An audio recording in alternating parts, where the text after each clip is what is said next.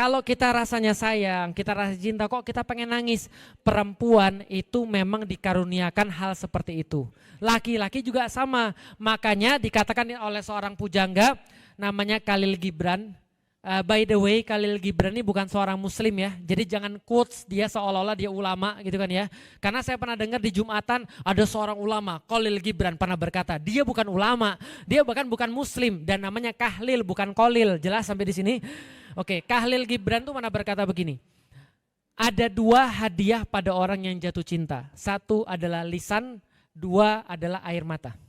Jelas sampai di sini? Maka orang yang jatuh cinta akan mudah untuk nyebut seperti yang saya jelasin tadi dan akan mudah keluar air matanya. Tapi beda keluar air mata orang karena jatuh cinta dan beda karena stres. Makanya ulama-ulama bilang qurrata ayun adalah artinya air mata yang keluar karena Anda rasanya senang.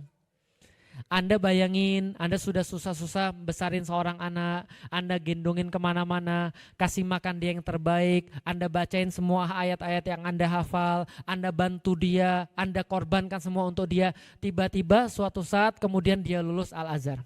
Terus kemudian dia bilang, gak bakal saya bisa melawan semua ini kalau bukan karena ibu saya. Kira-kira gimana? Nangis. Tapi nangisnya rasanya apa? Senang atau sedih? Ya sedih sih pasti, tapi rasa air matanya dingin atau panas? Kalau orang nangis, setahu saya orang nangis karena senang, gak ada yang matanya bengkak. Gak ada yang matanya bengkak, kalau nangisnya karena senang. Tapi kalau orang nangisnya karena sedih, itu matanya bengkak. Kenapa? Panas tuh air matanya, serius.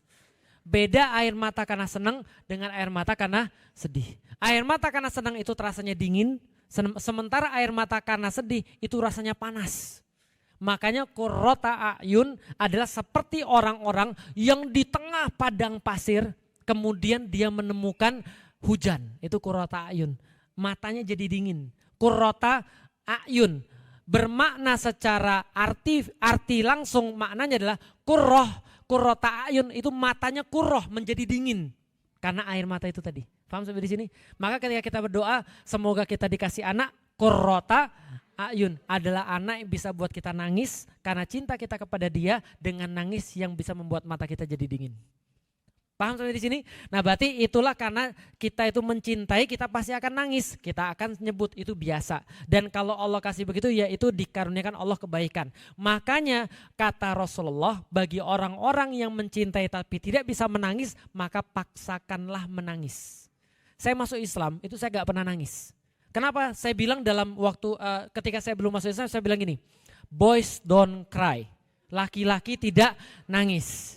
Yang nangis itu cewek, banci kamu kalau nangis lik. Saya nggak mau nangis karena saya sudah terlalu banyak tumpah air mata gitu kan ya. Pokoknya boys don't cry, laki-laki tidak nangis. Begitu saya masuk Islam, saya belajar untuk nangis. Karena kata Rasulullah berkaitan dengan agama, berkaitan dengan mengingat mati, berkaitan dengan akhirat, kalau kamu nggak bisa nangis maka paksakan nangis. Kenapa? Karena itu namanya melatih melembutkan hati. Contoh misalnya berbicara tentang orang tua, berbicara tentang Rasulullah, berbicara tentang yaumil qiyamah, berbicara tentang dosa. Biasanya kita melatih untuk menangis karena kita merasa sedih dan tangisan itu bukan tangisan yang panas tadi tapi yang dingin. Betul begitu? Ada banyak orang-orang yang tiba-tiba baca Quran tiba-tiba nangis. Padahal kita nggak tahu yang kita baca. Nah itu termasuk yang dikaruniakan oleh Allah. Maka kadang-kadang kita nggak tahu artinya tiba-tiba kita nangis.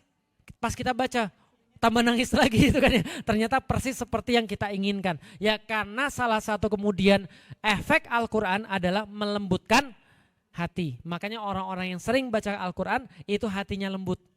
Ciri-ciri kelembutan hati adalah mudah menangis. Tapi suami saya Ustadz hatinya kayaknya keras banget. Sudah saya bilang jangan bahas gitu kan ya. Ingat ya, pergi ke pengajian, benefit terbesar pengajian adalah diri kita sendiri.